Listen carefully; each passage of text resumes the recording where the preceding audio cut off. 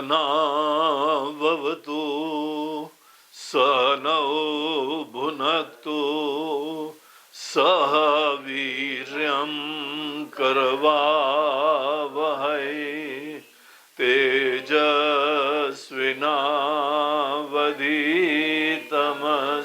मा विद्विषावहै। ओम शांति शांति शांति।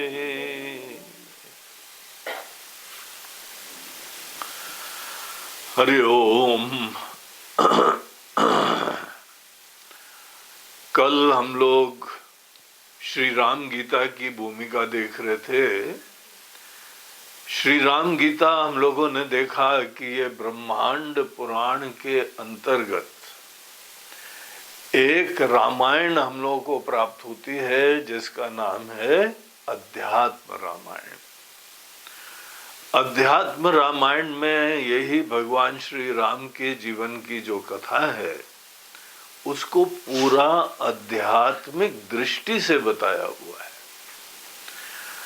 यहाँ पे मात्र एक ऐतिहासिक कोई महापुरुष उनके दृष्टिकोण से यहाँ नहीं प्रतिपादन करा गया, जो कि वाल्मीकि रामायण में अवश्य करा गया है। तुलसीदास जी महाराज ने भी उनको भगवान श्री राम की तरीके से ही पूरा देखा है और फिर वंदना करी, फिर उनकी लीला बताई है। और अध्यात्म रामायण में ये पक्ष को और ज्यादा प्रधानता दी गई है। यद्यपि जो हम लोगों को अध्यात्म का ज्ञान दे रहे हैं वो यहाँ शरीरधारी भी हैं, दुनिया में लीलाएं कर रहे हैं, दशरथ नंदन की तरीके से प्रकट हैं, अयोध्या के अधिपति हैं, वहां के राजा साहब हैं और बहुत अच्छा जो है धर्मनिष्ठ राज्य का संचालन कर रहे हैं। इतनी बढ़िया उन्होंने व्यवस्था करी अयोध्या के अंदर कि राम राज्य तो एक अपने आप में ऐसा नाम हो गया है कि हर व्यक्ति आदर्श राज्य को राम राज्य की तरीके से था। तो ये समस्त लीलाएं भगवान श्री राम जो है वो आने के बाद कर रहे थे। ऐसी ये अध्यात्म रामायण के अंतर्गत एक राम जी और लक्ष्मण जी का संवाद था, उसको श्री राम गीता कहा है। हमने कल बताया था इसके अंदर 62 श्लोक हैं और ये अपने आप में एक अच्छा वेदांत का ग्रंथ हो जाता है। इसके अंदर बहुत आगे जाके कथाएं नहीं है, कथा प्रारंभ में है और वो कथा भी किस दृष्टिकोण से उसका रेफरेंस दिया गया है वो यहाँ पे हम लोग अभी श्लोक में देखेंगे। तो यहाँ भगवान श्री राम ने अपने पूरे राज्य का संचालन करा और कर ही रहे थे। इसके बीच में अनेकों ऐसे कुछ घटनाक्रम हुए जिसको लक्ष्मण जी अपने दृष्टिकोण से पचा नहीं पाए। आज भी हम लोग देखते हैं कि अगर कोई बहुत ही धर्मनिष्ठ राजा है,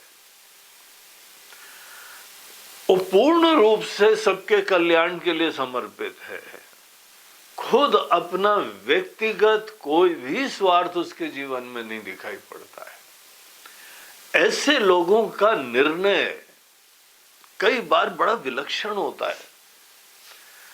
देखिए, बाकी हर व्यक्ति मैं और मेरा की दुनिया में जीता है। हम ये हैं और हमको मुक्ति, हमको पैसा, हमको नाम, हमको शोहरत, हमारा परिवार, हमारे बाल बच्चे, हमारा भविष्य, यही सोच हर एक सामान्य जीव की रहती है। लेकिन जिसको हम लोग धर्मनिष्ठ जीवन बोलते हैं, उस जीवन में एक बहुत बड़ा परिवर्तन होता है। ये मैं मेरा खत्म हो जाता है। अगर किसी आम आदमी के दृष्टिकोण से यह सोचे कि उसके जीवन में मैं मेरा तू तेरा खत्म, ये सोच ही नहीं आती है। ऐसे लोगों के विचार कैसे होते हैं, ऐसे लोगों की प्लानिंग कैसी होती है, ऐसे लोगों के निर्णय कैसे होते हैं। तो ये सो कॉल्ड जो आम आदमी है, हम आम आदमी के दृष्टिकोण से हम उसको बता रहे हैं जो मैं मेरा तू तेरा के अभी माया में विराजमान है। उसको लगता है ये आवश्यक है, उसको लगता है कि हमारी जीवन में जरूरतें हैं, हमारे कर्तव्य हैं। यद्यपि जो व्यक्ति मैं मेरा तू तेरा के दायरे के बाहर होता है, उसका भी परिवार होता है, उसके भी कर्तव्य होते हैं, लेकिन वो अपने कर्तव्यों का एक बहुत अलग ढंग से निर्वहन करता है, और इस प्रक्रिया में उसके अंदर तनाव और टेंशन भी नहीं होते।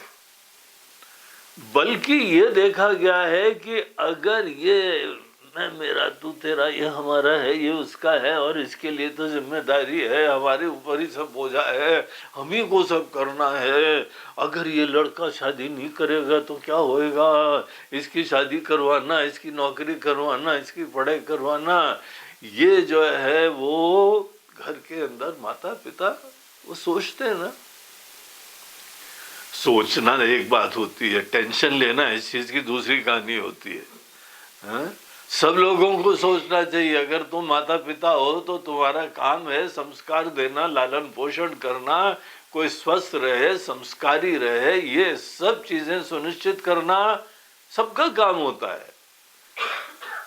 लेकिन जो आदमी मैं मेरा तू तेरा के दायरे में होता है ना, उसका मनोविज्ञान समझना चाहिए, उसकी आध्यात्मिक लेवल देखना चाहिए। वो बड़ा अकेला होता है, इसीलिए दो चार लोगों के साथ ही जुड़ा रहता है, और वो जो दो चार लोगों की दुनिया है उसमें कुछ हो जाए तो उसके जीवन में तनाव, चिंता, रोग, सब चीजें चालू हो जाती है। वो मूल रूप से ऐसे लोग बड़े अकेले होते हैं। धर्म शास्त्र हमको ये बताता है कि तुमको अगर आध्यात्मिक विकास करना है तो सबसे पहले ये छोटे पने से तुम मुक्त हो। घर में मत छोड़ो, काम धंधा मत छोड़ो, सीधे आश्रम में जाने का विचार मत करो, उसको कोई मतलब नहीं होएगा। ये छोटा पना, इससे मुक्ति प्राप्त करनी पड़ती है, और ये मात्र ईश्वर को अपने जीवन में जोड़ने से ही कार्य हो जाता है। तो इस तरीके से ये यहाँ पर भगवान श्री राम अपना पूरा जीवन का संचालन कर रहे हैं, बहुत अच्छा राज्य का संचालन कर रहे हैं, और यही मर्यादा स्थापित कर रहे हैं सभी राजाओं के लिए। वैसे तो हर गृहस्थी को ये करना चाहिए, ये गृहस्थ आश्रम में करने की चीजें, ये वानप्रस्थ और संन्यास में नहीं। गृहस्थ आश्रम में मैं मेरा तू तेरा की दृष्टि से, भावना से मुक्त होके भी क्या तुम कर्तव्य का पालन कर सकते हो? क्या बच्चों के प्रति संवेदना भी रख सकते हो? लेकिन तब भी तुम्हारे अंदर ये संकुचितता की कोई जो है वो गठाने नहीं हो। क्या ऐसा संभव है क्या? राम जी बोलते हैं बिल्कुल संभव है। तभी जाके तुम्हारा गृहस्थ जो है वो आश्रम बनेगा, तभी जाके भगवान का जीवन में समावेश होगा, तब तुम भगवान को निमित्त समझोगे, तब भगवान को निमित्त नहीं, अपने आप को भगवान का निमित्त समझोगे। भगवान तुम्हारे स्वामी हैं और तुम उनके निमित्त बन के इस दुनिया में जी रहे हो। अगर भगवान स्वामी हैं और हम सब लोग निमित्त हैं तो टेंशन अपने ऊपर लेना चाहिए क्या? फिर काहे लेते हो? क्यों इस दायरे से बाहर नहीं निकल सकते हो? थ्योरेटिकली तो समझ में आता है, हाँ भैया क्यों, अरे क्यों, फिर तो हमको पूछना चाहिए क्यों करते, क्यों इस दायरे से निकलते क्यों नहीं हो? तो ये दूसरों के ऊपर केवल चाय पीते हुए टिप्पणियां नहीं है, ये अपने जीवन का अवलोकन हो रहा है, अपने जीवन की शोध हो रही है। जो व्यक्ति धर्मनिष्ठ होकर जीवन जीता है, केवल ऐसे लोगों के लिए अध्यात्म का ज्ञान, ब्रह्म का ज्ञान, आत्म का ज्ञान, ये द्वार तभी खुलता है। सीधे कई बार जो है ना, वेदांत के प्रवचनों में चले जाओ और वहां पे गुरुजी सब रहस्य बता रहे हैं, तुम सोचो सिम सिम खुल जा, हे आत्म के ज्ञान के द्वार खुल जा। हम लोगों के समस्त शास्त्र बता रहे हैं कि तुम्हारे बोलने से खुल जा, नहीं खुलता है। ये द्वार जो है उस समय खुल जाएगा जब हम धर्मनिष्ठ होकर जीवन जिएंगे। इसीलिए धर्म जो है एक हम लोगों के वहां पे 4 पुरुषार्थों में से एक पुरुषार्थ कहा गया है। पुरुषार्थ उसको बोलते हैं जो पुरुषैहि अर्थ्यते, किसी व्यक्ति के द्वारा, किसी एक पुरुष के द्वारा, स्त्री के द्वारा संकल्प पूर्वक समझने की कोशिश होती है। तुम सोच रहे हो सहज रूप से जो भी कर्म हो रहे हैं वो सब धर्म होंगे क्या? फिर इसको पुरुषार्थ नहीं बोलेंगे। धन की प्राप्ति भी पुरुषार्थ है, कामना की पूर्ति की कला, संवेदना, ये भी पुरुषार्थ है, अपने आप नहीं आता है। उसी तरह धर्म भी पुरुषार्थ है, सीखना पड़ता है ये चीज। और मोक्ष भी निश्चित रूप से एक अलग श्रेणी का पुरुषार्थ है। पुरुषार्थ उसको कहते हैं जो बड़ा एक डिफरेंट तरीका है जीवन जीने का, उसके मूल्य अलग हैं। हम लोगों को जो है रामायण के अंतर्गत ये भी समझना चाहिए, अनेकों पात्र हैं जो धार्मिक नहीं है और अनेकों पात्र हैं जो धार्मिक हैं। धार्मिक व्यक्ति और एक संसारी व्यक्ति के अंदर उसकी सोच में क्या भेद होता है, विचार करना चाहिए। एक सदैव अपने बारे में सोचता है, हमारा नाम, हमारी कीर्ति, हमारा पैसा, हमारा भविष्य, हमारा सब वैभव, सब हमारा हमारा हमारा, ऐसी सोच। और उसके लिए सदैव दुनिया में बाहर की वस्तुएं ही भोग के विषय होते हैं, उसको संसारी बोलते हैं। और धार्मिक उसको बोलते हैं जिसके लिए वास्तविक कर्णधार हम नहीं है, ईश्वर है। ईश्वर के बारे में बहुत प्रगाढ़ आस्था होनी चाहिए। एक सर्वज्ञ, सर्वशक्तिमान, सर्वेश्वर यहां विराजमान है, दुनिया बनाई है, हमको बनाया है, जीवन का आशीर्वाद दिया है, हमको यहां मौका दिया है। हमारी सब सफलताओं में वही एकमात्र हेतु है।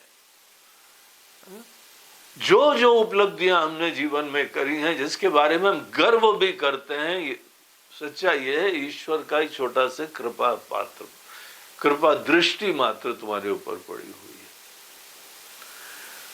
धार्मिक व्यक्ति हर उपलब्धि को ईश्वर की कृपा देखता है, जीवन को ही ईश्वर की कृपा देखता है। हमारे जीवन का प्रयोजन ऐसे राजा राम की सेवा करना होता है। जैसे कोई एक अच्छा गवर्नमेंट का एम्प्लॉई गवर्नमेंट की सेवा में अपने आप को समर्पित करता है, वैसे ही भगवान का भक्त अपने लिए नहीं सोचता है। हमको जो भी मौका मिला है सब सौभाग्य है, ईश्वर की कृपा है। ईश्वर के ही संकल्पों की पूर्ति करना उनकी एक योजना है। उन्होंने तुमको इंसान बनाया, हमको इंसान बनाया, यह हमारी अपनी कहां स्वतंत्रता थी। हमको ये देश मिला, ये परिवार मिला, ये परिस्थिति मिली, ये हमारी चॉइस कहां थी। अब ये सोचो, अगर कोई आदमी नाटक मंच पे एक ड्रामे में सीन तुमको दे दिया, ड्रेस तुमको दे दी, रोल तुमको दे दिया, ये सब चीजें ये किसकी योजना चल रही है? वो डायरेक्टर महोदय की। जिनके मन के अंदर कहानी है वो घटनाक्रम में तुम कहीं फिट होते हो, इसलिए तुमको ये सीन और ये प्रकृति, ये सब चीजें, प्रेरणा, ये सब दी हुई है। तो धर्मनिष्ठ व्यक्ति अपने छोटेपने से, स्वार्थ से ऊपर उठता है, अपनी व्यक्तिगत सोच को छोड़ देता है। इस संदर्भ में हमको हनुमान जी का वो प्रसंग सदैव बहुत प्रेरणा देता है, जहां पे वो रावण के पास खड़े थे।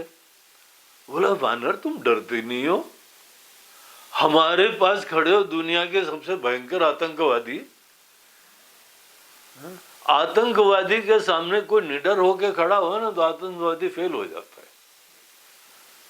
सब मूछे ऊंचे तान के खड़े हुए तो कोई डर ही नहीं रहा है। दुनिया भर की बंदूकें और कट्टे लेके घूम रहे हो, तुमसे कोई डर ही नहीं रहा है, तो कचरा हो जाता है ना काम। रावण बोलता है कि हे वानर, तुमको डर क्यों नहीं लग रहा है? तुमको मृत्यु का डर नहीं है क्या? तुम हो कौन? उसके मन के अंदर विचित्र विचित्र विचार आ रहे थे कि ये कौन से लोक से आया हुआ है, या तीनों लोक में तो आतंक मचा रखा है हमने, तीनों लोक में इतना हमने नाटक करा हुआ है, तो भी आदमी किसी लोक से भी आएगा, हमारा तो परिचय होना चाहिए ना। साक्षात रावण के सामने खड़े हो, डर ही नहीं रहे कोई। फिर हनुमान जी ने अपना परिचय दिया, बोलते हैं कि वो व्यक्ति जो एक छोटा जीव होके जीता है, वो सतत डरेगा, उसके होने मात्र में असुरक्षा होती है। लेकिन जो राम जी का दूत होता है, उसको किसका डर है? तो ये दृष्टिकोण जो धार्मिक व्यक्ति की सोच होती है, हनुमान जी के व्यक्तित्व में वही कूट कूट के भरी होती है। जब हनुमान चालीसा पढ़ते हो, जब हनुमान जी की वंदना करते हो, जब हनुमान जी के मंदिर में जाते हो, तो वहां तुमको क्या देखना चाहिए? वहां पे धार्मिकता की एक प्रतिमूर्ति देखनी चाहिए।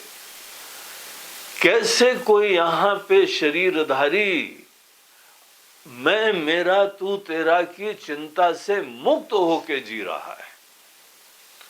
हनुमान जी के व्यक्तित्व में सदैव ये देखने लगो तो तुम्हारा भी उत्थान होने लगेगा, तुम्हारे जीवन में विकास होने लगेगा। तुम अगर हनुमान चालीसा की वही चौपाइयां पढ़ के जाओगे कि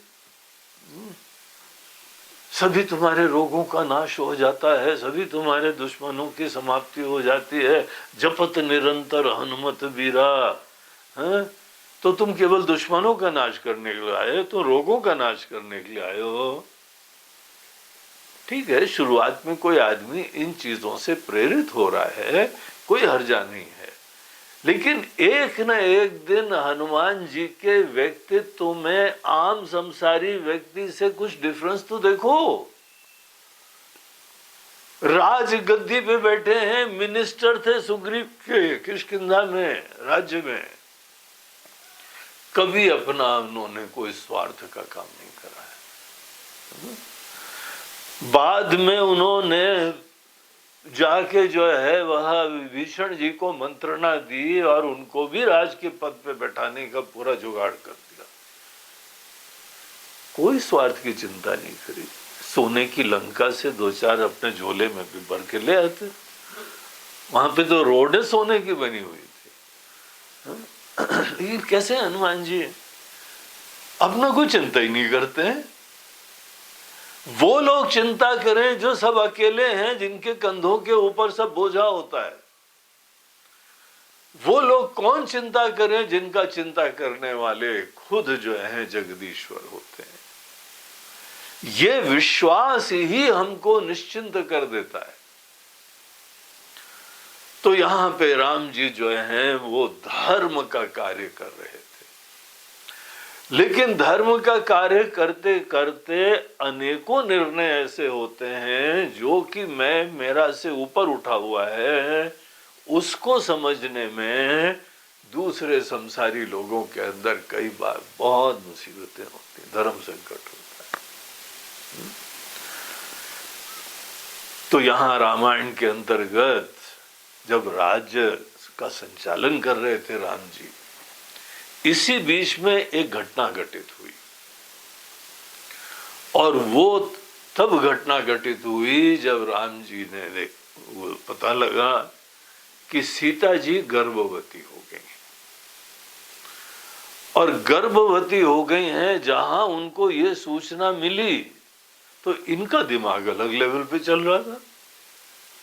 देखो, यही हमने भूमिका बनाई है, राम जी का दिमाग अलग लेवल पे चलता है, और एक आम आदमी का दिमाग क्या होता है, मैं मेरा तू तेरा की चिंताओं से युक्त है। वो उसके अंदर सोच ही ऐसी होती, साइकोलॉजी ऐसी हो जाती है। तो सब लोग जो हैं वो अलग सोच से रखे थे, मगर राम जी को अलग सोच थी। उन्होंने एक निर्णय लिया, और वो निर्णय था कि लक्ष्मण, सीता जी को जंगल में छोड़ के आओ। अब यहां पे अनेकों लोगों के हालत पतली, उनकी हालत खराब हो गई। बोलो भगवान, क्या हमने ठीक सुना है? बोलते हाँ बिल्कुल तुमने ठीक सुना, यही हमने कहा है। और वाल्मीकि जी के आश्रम में जाके वहां पर ये संदेशा भी दे देना, और ऐसा बता देना कि सीता जी को हम भेज रहे हैं। अब वो उनकी सोच अलग ही लेवल की होती है। आज तक अनेकानेक लोग हैं जो इस निर्णय के बारे में मन में बड़ी उहापोह रखते हैं, धर्म संकट रखते हैं। और ये जो यहाँ पे प्रसंग अध्यात्म रामायण में आया है, उससे पहले वो घटना घटित हुई थी, और हमारे लक्ष्मण लाल जी अभी तक उसको रिकंसाइल नहीं कर पाए थे। जैसे बहुत सारे समाज शास्त्री होते हैं, धर्मनिष्ठ लोग होते हैं, बोलते हैं राम जी की लीलाएं वैसे तो बहुत अच्छी हैं। लो, वैसे तो का क्या मतलब है? नहीं, ऐसे गड़बड़ है कुछ, वैसे ठीक है। सीता जी आपकी पत्नी है, आपके बच्चों की मां बनने वाली हैं, और आपको इस समय अनेकानेक व्यवस्थाएं देनी चाहिए कि उनको जंगल में भेजना चाहिए। अब डेफिनेटली जो तुम्हारे विचार हैं वो राम जी के नहीं है, इसीलिए तो तुम प्रजा हो, वो राजा है। तुम एक सामान्य संसारी हो, वो धर्मनिष्ठ हैं। उन्होंने ऐसे राज्य का संचालन करा है जो आज तक राम राज्य की महिमा लोग बताते हैं। देखो, कई बार किसी के साथ विचारों का मतभेद होता है। विचारों का मतभेद हर समय जीवन में अनेकों बार होता रहेगा। तुम अपने मन के अंदर एक सोच रखो, एक जीवन के मूल्य रखो, नैतिकता के बारे में समझ रखो, और अपनी तरफ से अच्छा करने की कोशिश करो। लेकिन इस प्रक्रिया में दूसरे लोगों का, विशेष रूप से बड़े लोगों का, बुद्धिमान हैं, वरिष्ठ हैं, वृद्ध हैं, हम क्या ये सोचते हैं कि उनको हमारे हिसाब से चलना चाहिए, कि उनकी जीवन में कोई शिक्षा है, कोई सोच है, कोई जीवन दर्शन है, उसके हिसाब से उनको चलना चाहिए। और यहां पे कई बार तालमेल नहीं बैठता है और फ्रिक्शंस होने लगते हैं। जो व्यक्ति दूसरों को पर्याप्त स्वतंत्रता देता है, फ्रीडम देता है, और सबकी बात का आदर करता है, उस व्यक्ति के मन में कभी कोई समस्या नहीं होती है। लेकिन जो बड़े अभिमानी होते हैं, बड़े जिद्दी होते हैं, ऐसे ही करना चाहिए, हमने बोल दिया है। अरे भैया, बापूजी तुमने बोल दिया है, बड़ी अच्छी बात है, आप सामान्यतः बड़े आदरणीय हैं, लेकिन हमको ये बात नहीं समझ में आ रही। हमको आपकी बात नहीं समझ में आ रही, और ये भी हमको समझ में आ रहा है कि आपको हमारी बात भी नहीं समझ में आ रही। ऐसे में जब जब किसी का वैचारिक मतभेद होता है तो क्या दादागिरी होनी चाहिए, क्या जबरदस्ती होनी चाहिए कि दूसरे के विचार को भी हम स्पेस दें, उसको भी जीने की स्वतंत्रता दें। तुमको निश्चित रूप से अपने विचार को एक्सप्लोर करने के जीने की स्वतंत्रता होनी चाहिए। तो अनेक लोग जो है ना राम जी को नहीं समझ पाते। क्यों ऐसा क्यों करा? अभी देखो आएगा, लक्ष्मण जी पूछते धीमे से होगा, लेकिन वहां उस प्रसंग में जाने के पूर्व यहां पे श्री राम गीता के जो रचयिता हैं श्री वेद व्यास जी महाराज, वो एक प्रश्न को भगवान शंकर के ही प्रश्न के उनके ही वचनों को यहाँ प्रतिपादन करते हुए प्रारंभ करते हैं। तो आइए हम लोग इस छोटी सी भूमिका के बाद ग्रंथ में प्रवेश करते हैं। और जो पहला श्लोक है वो हम लोग डेली प्रवचन के पहले उसका पाठ करेंगे।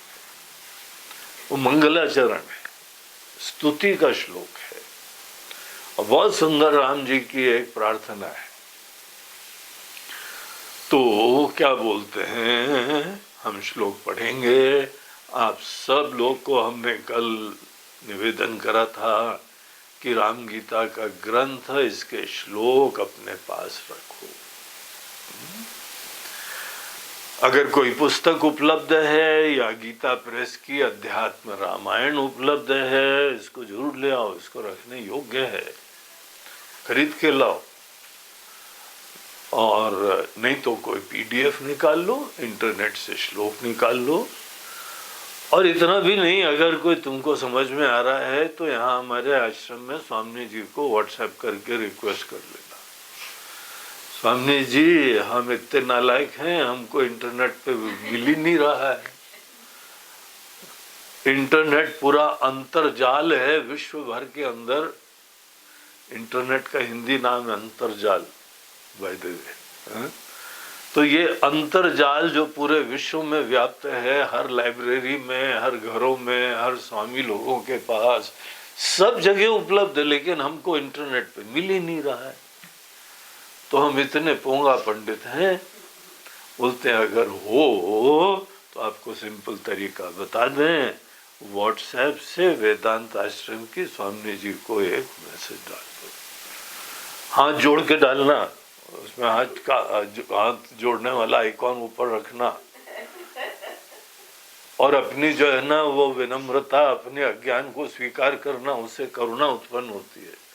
जो हवा में पूछता है उसके प्रति कोई करुणा नहीं होती है।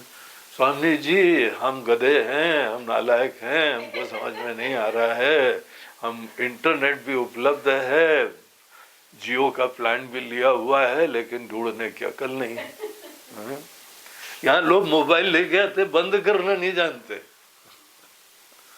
ऐसे ऐसे महापुरुष आते हैं, मोबाइल रखेंगे जरूर, उनके फायदे बड़े होते हैं। या तुम जरूर रखो, लेकिन कम से कम बंद करना तो सीखो। अच्छा साइलेंट कर दो, अरे जी कैसे होता है साइलेंट? तो कई बार अनेकों चीजें नहीं पता है, कोई बात नहीं, आप निवेदन करना, आपको यहाँ से हवाई मार्ग से भेज दिया जाएगा। तो राम गीता के सब श्लोक आपको जो है वो तारों के जाल और जंजाल से आपके घर में प्राप्त हो जाएगा। ठीक है, तो ये श्लोक जो है ना वो जरूर याद करना है। पूरा ग्रंथ पढ़ना है, अभी पढ़ाई चालू कर रहे हैं हम लोग। तो यहाँ पर जो है ये श्लोक, अनेकों लोग तो ऐसे हैं सुना भी राम गीता के बारे में नहीं आज तक। हिंदू हैं, पूजा पाठ करने वाले हैं, इस गीता के अलावा पता ही नहीं। एक जगह तो जीके के क्वेश्चन में पूछा गया गीता किसने लिखी है, तो अनेकों बच्चों ने बोला महात्मा गांधी। ऐसे ऐसे सैंपल हैं। इतना भयंकर अज्ञान जो है ना व्याप्त है हम लोगों के देश में। ऐसी जगह भगवत गीता में कितने अध्याय हैं, कितनों को पता है? गीता के अंदर कितने श्लोक हैं, कितनों को पता है? गिने चुने, ध्यान नहीं देते ना। इसे फायदा नहीं होता। अरे यार बड़ा फायदा होता है। अमिताभ बच्चन जो है ना, वो ऐसे भी क्वेश्चन पूछते हैं करोड़पति में। 2-4 प्रश्न जो हैं वो संस्कृति और शास्त्र के परंपरा के बारे में पूछते हैं, विज्ञान के बारे में भी पूछते हैं, राजनीतिक बारे में भी पूछते हैं। हाँ, पिक्चरों के बारे में तो पूछते ही पूछते हैं, उनका तो जीवन ही वही है। लेकिन ये सब चीजों के बारे में जानकारी जरूर रखनी चाहिए। एनीवे, ये जो यहाँ पर ग्रंथ हैं राम गीता, बहुत आदरणीय है, जिसकी हम लोग इस वर्ष इस पूरे पवित्र पर्व में इसी का अध्ययन करने जा रहे हैं। इसीलिए जरूर अपने पास ग्रंथ रखो। चलिए हम लोग पहले श्लोक का पाठ करते हैं। हम बोलेंगे, आप सब लोग रिपीट करिए। जो यहाँ हमारे आश्रम में जो श्रोता लोग सामने बैठे हुए हैं वो लोग तो करेंगे। आप अपने घरों में भी इस चीज को जो जब भी सुने किताब लो और बोलो। तो ये भगवान शंकर के द्वारा कहा हुआ पहला श्लोक है। श्री महादेव उवाच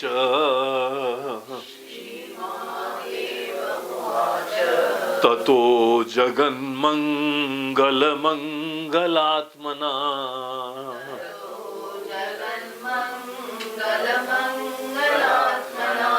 विधाय रामायण कीर्तिमुत्तमाम्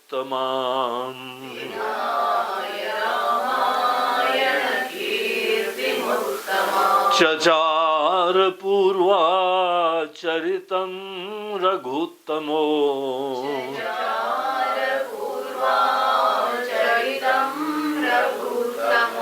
राजर्षिवर्यैरभिसेवितं यथा।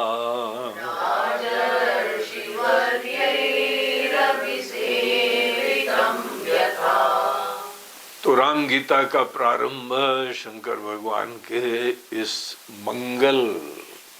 मंगलाचरण रूपी श्लोक से हो रहा है। तो कहते हैं कि देखो, पूरी कथा का क्रम यहाँ तक आया था कि राम जी राजा बन गए, अयोध्या में राज्य कर रहे हैं। राम राज्य की स्थापना की प्रक्रिया बहुत ही अच्छी तरीके से चल रही है। और एक बार वो राजा बन गए, ततः इसके बाद देखिए, ततः से यह श्लोक का प्रारंभ हो रहा है। ततः का मतलब होता है इसके बाद, तदुपरांत। किसके उपरांत? राजा बनने के बाद। देखिए, महाराज दशरथ को भी कितनी उत्कंठा थी कि हमारे जो बेटा है राम, ये राजा बन जाए। देखो, राज्य का संचालन किसी के बस की बात नहीं होती है। कोई भी पप्पू वप्पू राजा बन जाए, प्राइम मिनिस्टर बन जाए तो कितना भट्टा बैठ जाता है, है? कुछ दिन तक देखो कांग्रेस ने शुरुआत में राज्य करा, इतना महान देश और सतत पतन को प्राप्त हो रहा है, नुकसान होने लगता है, क्योंकि उनको अपने आप से फुर्सत नहीं है। तो अच्छे राजा जो है ना, इतने महान हो सकते हैं, पूरे देश दुनिया के लिए, अच्छे विद्वानों के लिए, शिक्षकों के लिए, स्टूडेंट्स के लिए, व्यापारियों के लिए, उद्योगपतियों के लिए, समाज के लिए, न्याय व्यवस्था के लिए, वातावरण के लिए, पर्यावरण के लिए, राजनीति के लिए, हर दृष्टिकोण से अच्छा जो मुखिया होता है वो कितना बड़ा आशीर्वाद बन जाता है। जब भगवान श्री राम राजा बने, उसके बाद देखो क्या उन्होंने करा यहाँ पूरे एडमिनिस्ट्रेशन में, व्यवस्था क्या करी, नीतियां कौन सी अपनाई। कि आज भी लोग राम राज्य को सर्वोत्कृष्ट व्यवस्था बोलते हैं। तो करा होगा ना कोई योजनाएं, कुछ नीतियां, कुछ प्राथमिकताएं। तो वो जो है उन्होंने इन सब का क्रियान्वयन करना चालू करा।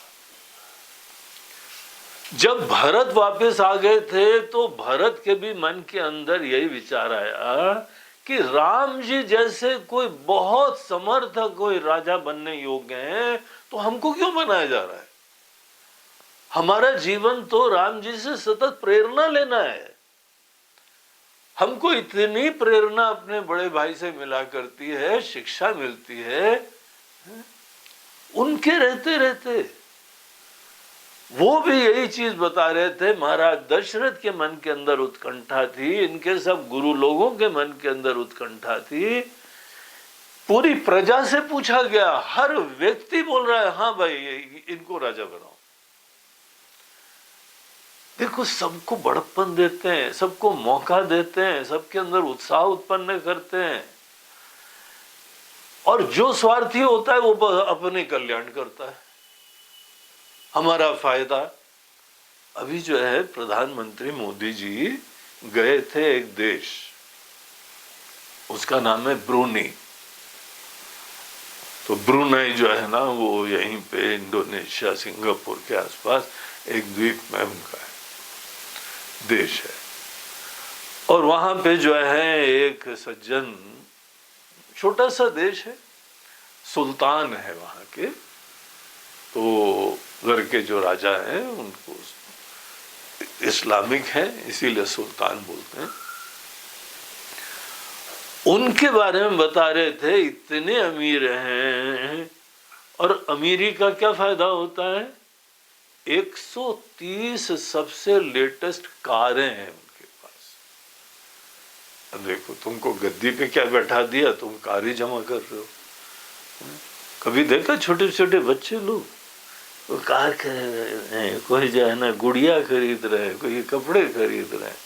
किसी को अपने आप से फुर्सत ही नहीं मिलती है। उनको गद्दी पे बैठाना मतलब अपने लिए गाड़ियां खरीदना, मतलब तो ब्लैंक चेक मिल गई है उनको। अरे जी रोल्स रॉयस निकली नई वाली, टेस्ला है क्या आपके पास? अरे हाँ टेस्ला नहीं है, वो नई वाली लो। उनके पास पैसे की चिंता नहीं, कोई गरीबों के लिए थोड़ी खर्चा कर रहे हैं। अब थोड़ा बहुत करते भी होंगे इसीलिए अभी तक राजा बने हुए हैं, लेकिन छोटी बुद्धि के अपने आप से फुर्सत नहीं मिलती। हमारा घर होना, हमारी गाड़ी होना, हमारा ये होना, बस उसको मैं उसी में पड़ा रहता है। राम जी सबके लिए सोचते हैं, प्रजा के लिए सोचते हैं, धर्म के लिए सोचते हैं। हमने एक सज्जन को धर्म के लिए ही पूरा एक आदरणीय स्थान दिया। तो सोचा ये आदमी कोई धर्म के लिए काम करेगा, लेकिन कोई धर्म के लिए काम नहीं, अपना स्वार्थ। हमारी गाड़ी, हमारा घर, हमारा फ्लैट, हमारा बंगला, हमारा ये, दिमाग ही उसी में घुसा रहता है। ये लगता है कि गलती कर दी यार ऐसे छोटी बुद्धि वालों को ये धर्म के काम के लिए नियुक्त करने के द्वारा। धर्म का कार्य उनके द्वारा संभव होता है जो मैं से ऊपर उठे होते हैं। एक अलग ही सुगंध आती है। अब यहाँ पे जो है हमको अपना मोदी जी प्रधानमंत्री को देख के भी हमको प्रसन्नता होती है। हम कोई पार्टी वार्टी के नहीं है, हम लोग किसी पार्टी के नहीं है। इनके अंदर भी कोई गलती होएगी तो इनके बारे में भी हम टीका टिप्पणी कर सकते हैं। निष्पक्ष होने का यही फायदा है। पक्षपाती हो जाओ ना, किसी एक से जुड़ जाओ तो उसके बाद उसकी स्तुति करना मजबूरी हो जाती है। निष्पक्ष व्यक्ति अगर कोई भी गलती करेगा उसके बारे में बोलने का साहस कर सकते हैं।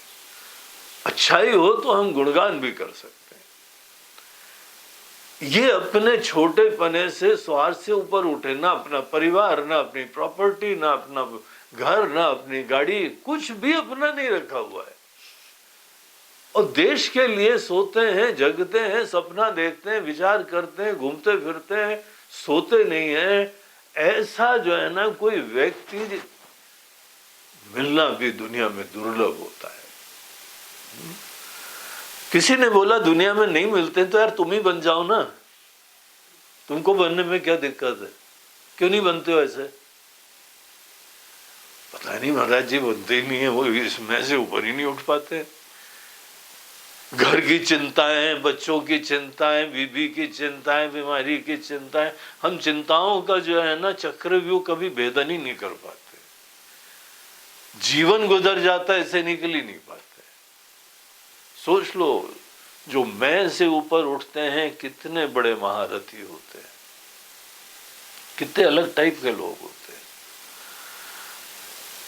तो धर्मनिष्ठ लोगों की जीवन की कथाएं सुननी चाहिए, धर्मनिष्ठ लोगों के जीवन की आख्यान पढ़ने चाहिए, शास्त्र के अनेकों ऐसे प्रसंग पढ़ने चाहिए जहां पे वास्तविक धर्मनिष्ठा विराजमान है। धर्म का ज्ञान बहुत अलग होता है, बड़ा सुंदर होता है, मन को बड़ा सुकून देता है। अच्छा तो बहुत को लगता है, लेकिन सब लोग करते नहीं है।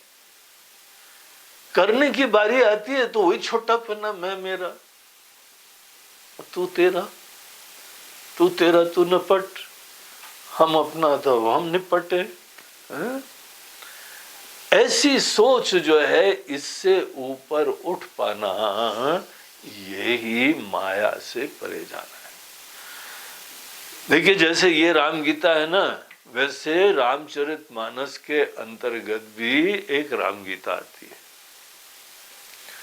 वो अरण्य कांड में आती है, ये उत्तर कांड में आ रही है। तो ऐसे दिव्य संवाद जब राजा बन गए थे भगवान राम, उस समय का ये प्रसंग है। लेकिन रामचरितमानस के अंदर जब भगवान वन में थे, अरण्य में थे, जंगल में दोनों भाई घूम रहे थे, उस समय एक पंपा सरोवर के पास बड़ा रमणीय सरोवर था, बढ़िया जंगल था, तो वहां बैठ के चर्चाएं ये सब करा करते थे। दो लोगों की चर्चाएं क्या होती हैं, इससे उनके संस्कार और प्राथमिकताएं पता लगती हैं। वो तुम्हारे मित्र हों, जब उनके साथ बैठो तो जीवन के महत्वपूर्ण विषयों पे चिंतन करो, छोटी बुद्धि और बड़ी बुद्धि का डिफरेंस देखो, सदैव स्वार्थ के अंतर्गत जीना और स्वार्थ से उठ के जीने का आशय समझो। ऐसे विचार जो है वो चलने चाहिए। एक बड़ा अलग टाइप का जो है वो हम लोगों को जीवन का एक शैली दिखाई पड़ती। सबसे पहले धर्म की कथाएं, धर्मनिष्ठ लोगों की कथाएं, यही हम लोगों के शास्त्र सबसे पहले बताते हैं। धर्म का कार्य केवल डेली पूजा करना नहीं होता है। महाराज जी हमने मंदिर बनाया हुआ है, हम भी पूजा करते हैं, हम भी अगरबत्ती जलाते हैं, है? हमको श्लोक भी याद है, बताएं आपको। अब कई लोगों के घर जाते हैं, वो छोटे बच्चों को पकड़ के बुलवाते, इधर आओ, सुनो भगवान गुरु जी को जरा गायत्री मंत्र सुनाओ। अब वो बेचारे तोतले भाषा में बोल जाते हैं। देखिए कितने धर्मनिष्ठ है। अरे धर्मनिष्ठ केवल श्लोक पाठ से नहीं होता है, धर्मनिष्ठ तुम्हारी डेली पूजा रिचुअल से नहीं होता है। धर्मनिष्ठ का जो है प्रधान लक्षण होता है, मैं की चिंता से मुक्त होके ईश्वर को अपने जीवन में अपने रथ का सारथी देखो। क्या तुमको दिखाई पड़ता है कि तुम भगवान के द्वारा संचालित हो, तुम भगवान के सेवक हो, दूत हो? सोचो, एक बड़ा अलग टाइप का जीवन है। इसको धर्मनिष्ठा बोलते हैं। और जिस व्यक्ति में ये धार्मिकता का जो है वो रहस्य पता नहीं चलता है ना, वो भगवान के साथ भी केवल स्वार्थ की पूर्ति के लिए जाता है। भगवान आज ये दे दो, आज ये दे दो, आज वो दे दो। भगवान तो देखते होंगे आ गया स्वार्थी, देखो कैसे जो है वह नहा धो के बढ़िया साफ सुथरे कपड़े धोती पहन के आया है, अभी चालू करे, मुंह खोलेगा भी देखो कुछ पता लगेगा। अब तो ये हाल हो गया है कि ये सो कॉल्ड धार्मिक लोग आते हैं ना,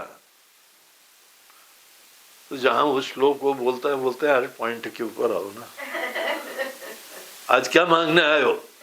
अरे भगवान आपको पता ही है एग्जाम हुआ है, पेपर खराब हो गए हैं, अब आप ही बेड़ा पार करो। अब भगवान पढ़ाई वढ़ाई कर ली है, नौकरी मिली नहीं रही है, तो आप ही बेड़ा पार करो। अब तो शादी ब्याह भी हो गया है लेकिन बाल बच्चे नहीं हो रहे महाराज जी, अब आप ही बेड़ा पार करो। सदैव हमारे पास ही आता है मांगी लाल।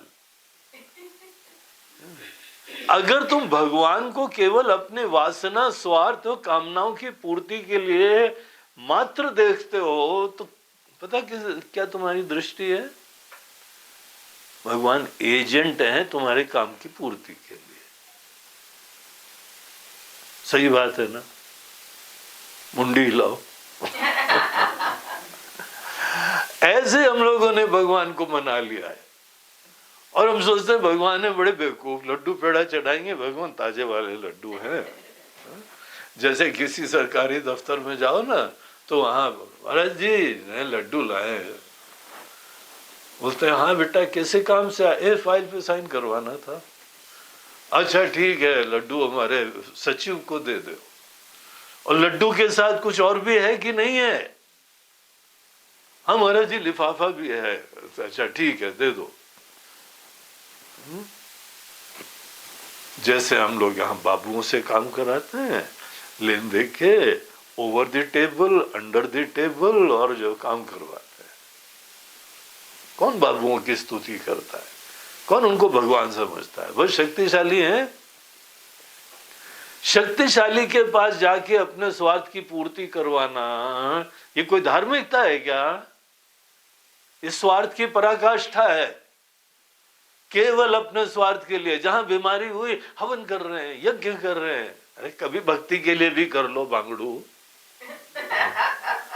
कभी अपने भगवान के ज्ञान के लिए भी तुमको भजन पूजन कर लो।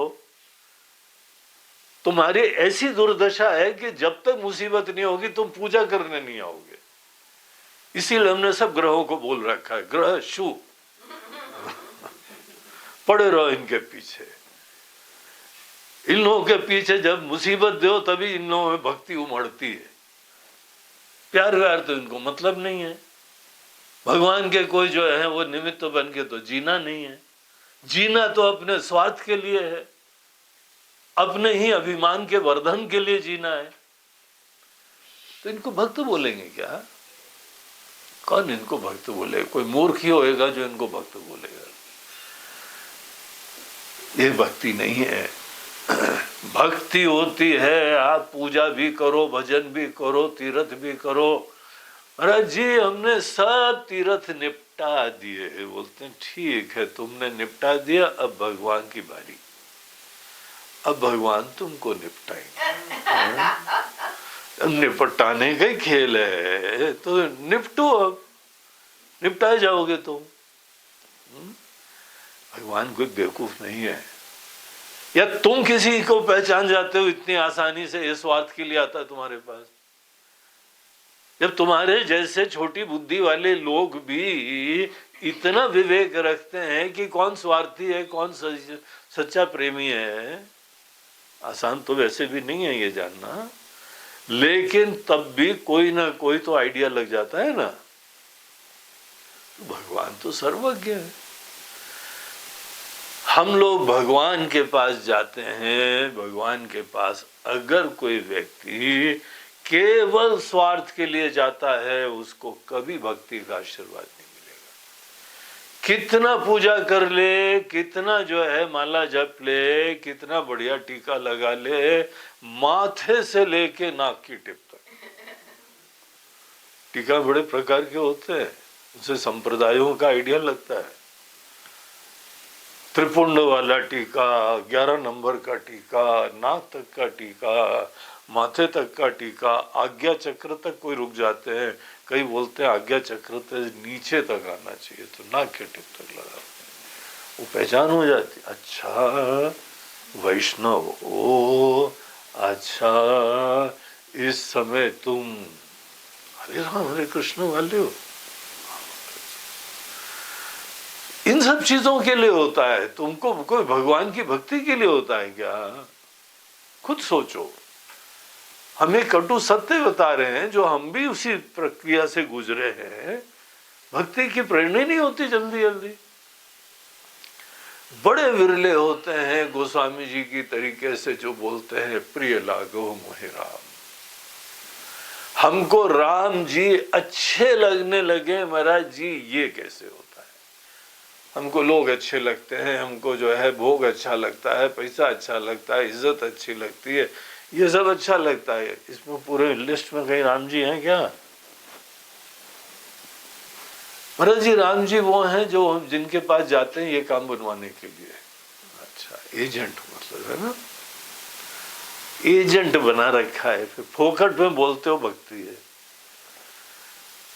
राम जी जो है एक अलग प्रकार का परिचय देते हैं, खुद उसको जीते हैं, भगवान के निमित्त होके जीते हैं।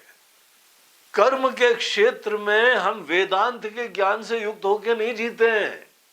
एक सज्जन आए थे, बोलते महाराज जी हम तो अद्वैत ज्ञान का प्रतिपादन करते हैं, विश्वास करते हैं, इसीलिए भगवान के सेवक बनना, अंश बनना, दास बनना, विशिष्ट अद्वैत अद्वैत इन चीजों को दूर ही रखते हैं। बोलते हैं तुम कभी भी अंतःकरण से निर्बल हो ही नहीं पाओगे। पता है तुमको? ये हम नहीं कह रहे हैं, ये गीता कह रही है, शास्त्र कह रहे हैं। ममैवांशो जीव लोके जीव भूत सनातना। जीव हमारा अंश है दुनिया में, तो हमारे सेवक हो, हमारे पार्ट एंड पार्सल हो। तुमको इसका एहसास है क्या मतलब है? अज्ञान के वजह से हम लोग सोचते हैं हमारी एक पृथक इंडिविजुअलिटी है, जो व्यक्तिगत अपने ही परिचय रखते हैं, इससे ऊपर उठते नहीं हैं। हम तुलसीदास जी की राम गीता की चर्चा कर रहे थे, उसमें वो एक जगह कहते हैं मैं और मोर तोर तय माया। लक्ष्मण जी का एक प्रश्न था कि प्रभु माया किसको कहते हैं? कौन व्यक्ति माया के चक्कर में फंसा हुआ है? किसकी बुद्धि माया से ग्रसित है? तो राम जी ने वहां पे लक्ष्मण को बताया कि एक सिंपल सा हम यहाँ रहस्य बताते हैं कि जब कोई व्यक्ति अगर सदैव उसकी सोच में हमारा नाम हो, हमारी इज्जत हो, हमको पैसा हो, हमारा सफलता हो, मैं के चक्कर में सदैव फंसा रहता है, वो अज्ञानी, वो माया से ग्रसित बुद्धि है उसकी। और जितना तुमको प्रेम अपने ही घर के 2-4 लोगों के प्रति आता है, उतना बाकियों के प्रति आते ही नहीं है। तभी इसको बोलते हैं ये माया से ग्रसित है। हमने तो तुमको एक पूरी दुनिया दी है और तुम केवल ये 2 लोगों के साथ पड़े हुए हैं, इन्हीं को अपना समझ पाते हो। कर्तव्य इनका करो अलग चीज है, अपनापन का भाव भी नहीं आता है। ये जो व्यक्ति धार्मिक नहीं होता है उसके ये अंजाम होते हैं। राम जी ने जो राज्य करना चालू करा, उसके अंदर धार्मिकता की सुगंध थी। एक अच्छे धार्मिक राजा मिलना सौभाग्य की बात होती है। तो यहां पे हमारे पूरे राज्य के राजा, और उस समय कोई लोकसभा और राज्यसभा ये सब चक्कर ही नहीं था। जो राम जी ने बोल दिया वो ही अल्टीमेट वचन है, वो कोर्ट का ऑर्डर हो गया है।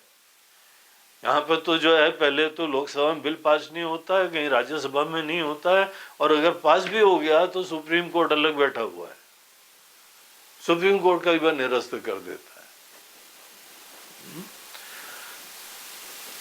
जहां पे कोई मोनार्की होती है, राजाशाही होती है, वहां ये सब चक्कर ही नहीं होता है। राजा ने बोल दिया, राजा का काम है सबके प्रति संवेदनशील होना, सबका ध्यान अपनी तरफ से रखना, लेकिन इनका वचन जो है अंतिम वचन होता है। ऐसे राज्य में इतने आत्मीयता प्रेम से सबकी भावना का आदर करते हुए वो पूरे राज्य का संचालन कर रहे थे।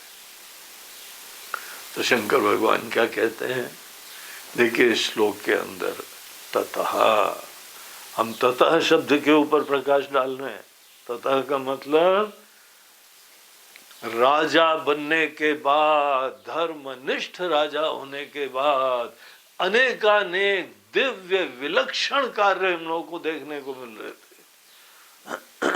एक आम आदमी की सोच नहीं थी, बिल्कुल ही different, out of the world जैसे चीजें देखने को मिलती है।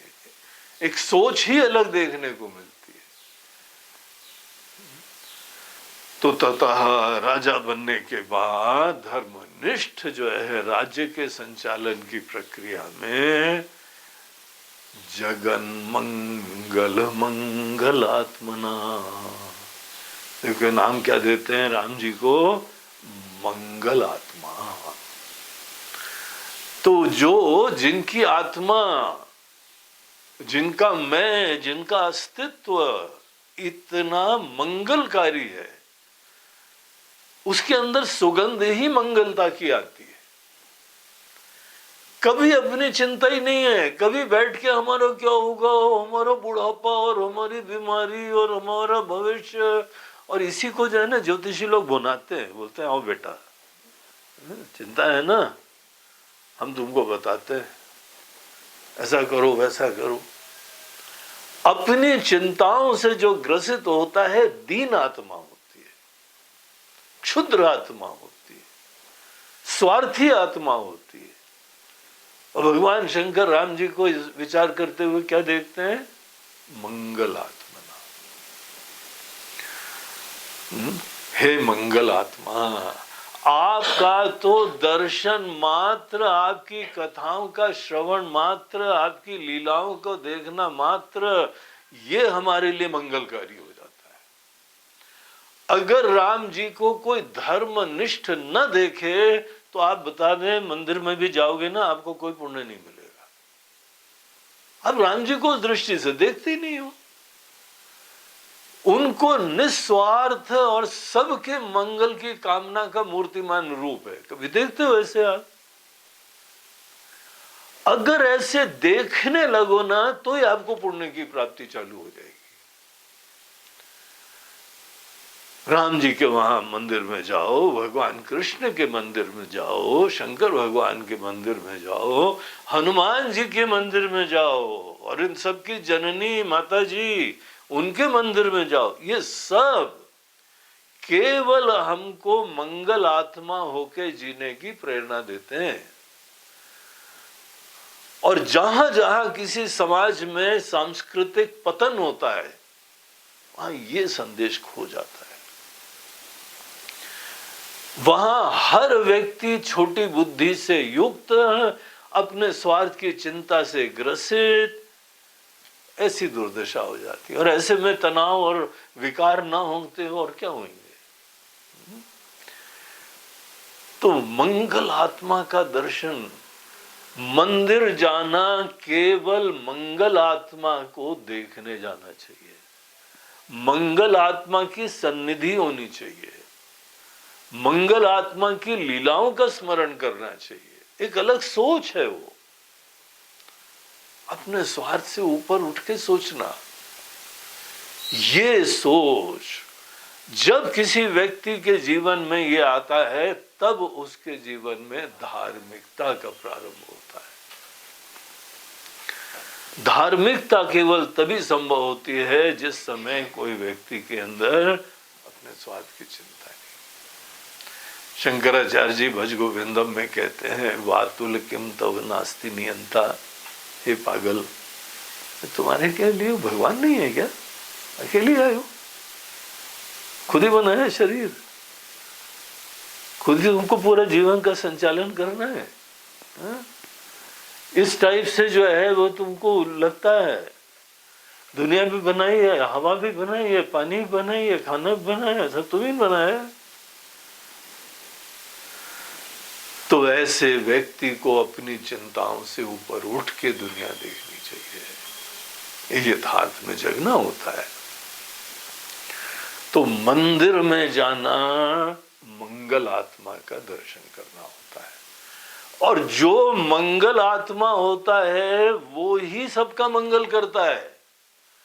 अगर किसी से भी मिलो, तुमको दिखाई पड़े कि ये व्यक्ति मंगल आत्मा नहीं है। हम तो एक सज्जन आए थे, वो अपने बच्चों की शादी ब्याह के चक्कर में, वो माता पिता लोग जो है ना, थोड़े दिन बाद यही चिंता चालू हो जाती है, महाराज जी शादी शादी, कहाँ पे जो है वो कौन सा जो हम घर ढूंढे, लड़का ढूंढे, लड़की ढूंढे, तो ऐसी जगह जाएं अच्छा घर हो। क्या देखते हो घर में? खाते पीते हैं, पूजा पाठ करते हैं ना, खाना वाना बना लेते हैं, नहीं बना लेती है। ये तो चीज दूसरों का आदर करती है, नहीं करती है। लड़का भी एक जो है वो एक दूसरा परिवार उसका अपना हो जाएगा। इनकी मम्मी को अपनी मम्मी समझेगा, इनके पापा को अपना पापा समझेगा। ये सब देखना पड़ता भी है, क्योंकि परिवार का विस्तार होता है। सब चीजें अनेकानेक देखो, हम तो ये जानते हैं, हमने अनुभव करा है, लोग देखना नहीं जानते। हमको मूल रूप से देखना चाहिए कि कोई व्यक्ति कितने अंश तक मंगल आत्मा है। इस क्राइटेरिया को कभी सोचा है? मंगल आत्मा कोई होगा तभी जाके दूसरों का मंगल करेगा। अगर कोई व्यक्ति इतना स्वार्थ में ग्रसित है, उससे उम्मीद भी मत करना कि वो किसी और की सेवा भी करेगा। बाकी सबको भी भोजन बना देना, चाय बना देना, ये करना, उसको अपने से फुर्सत नहीं मिलेगी। वो लोग नहीं करते हैं ऐसा।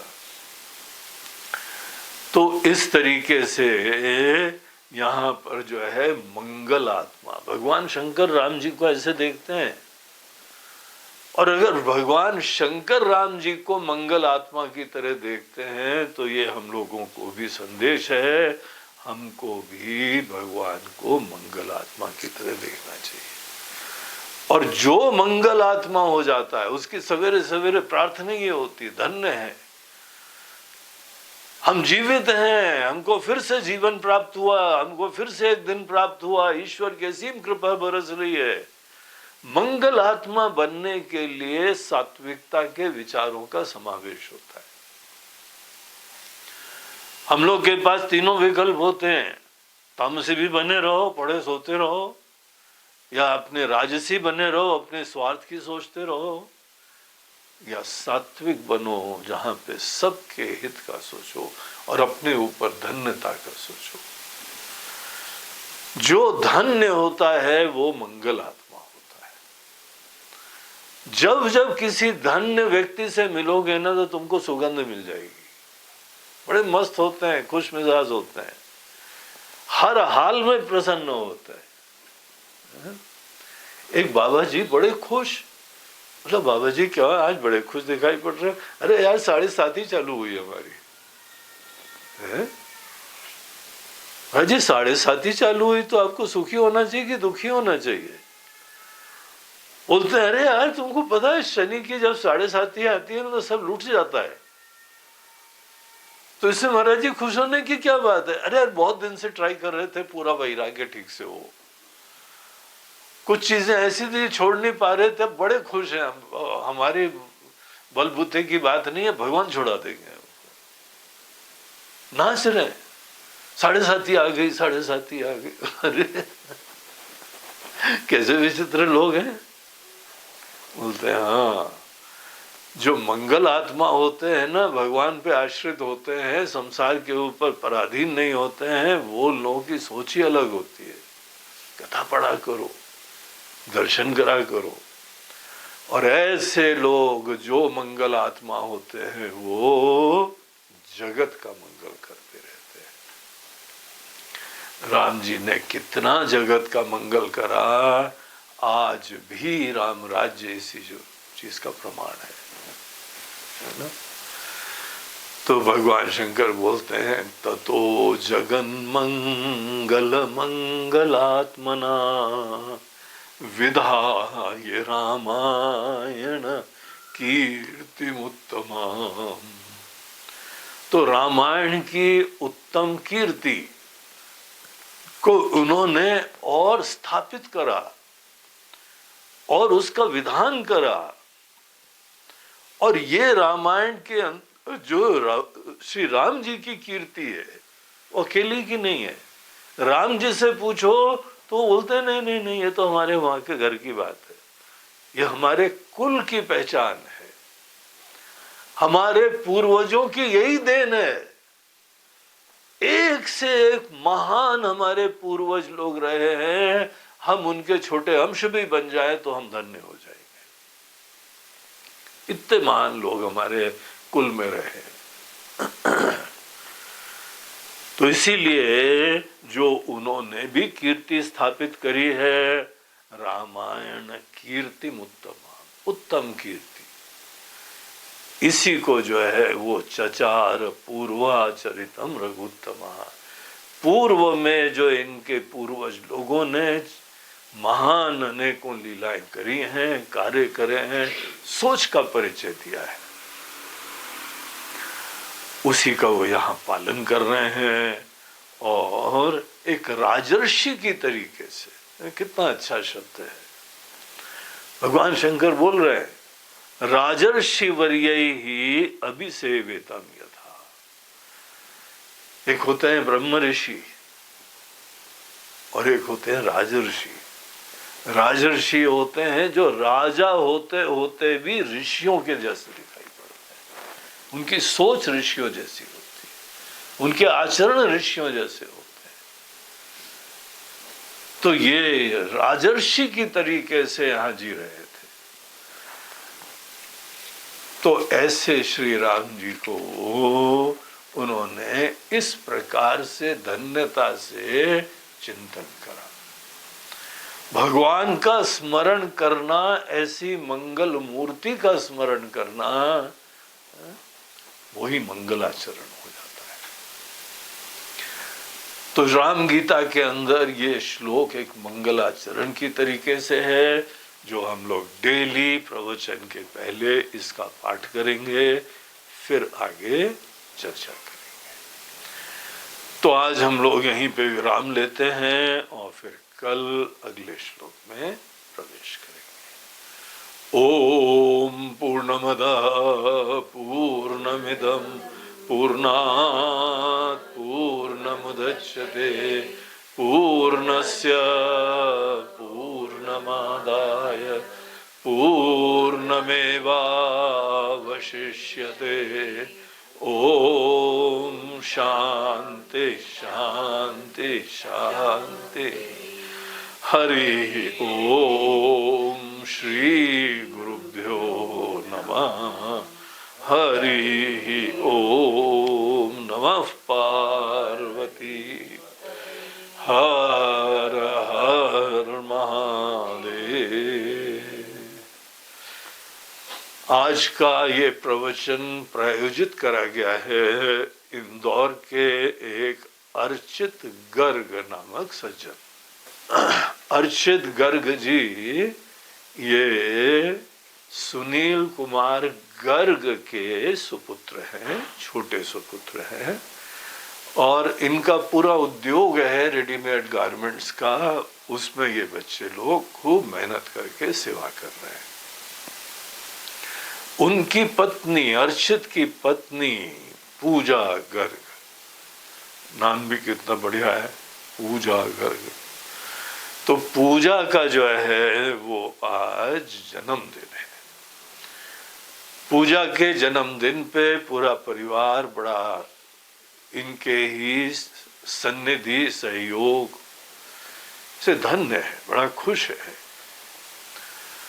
और उनको ही जो है सब लोग ईश्वर से प्रार्थना कर रहे हैं कि उनका मंगल हो, उनका भी कल्याण हो, उनके ऊपर आशीर्वाद बना रहे, वो भी स्वस्थ रहें, परिवार का ऐसे ही बढ़िया संचालन करती रहें और इसी कुल के अंदर के अनेकानेक दीपक यहाँ सामने आए। तो पूजा को हमारी भी बहुत बहुत शुभकामनाएं, आशीर्वाद, और अर्चित को भी बहुत आशीर्वाद। ऐसे ही सुंदर ये सेवा के कार्य, धर्म के कार्य सतत करते रहिए और ईश्वर के कृपा के पात्र। हरि ओम।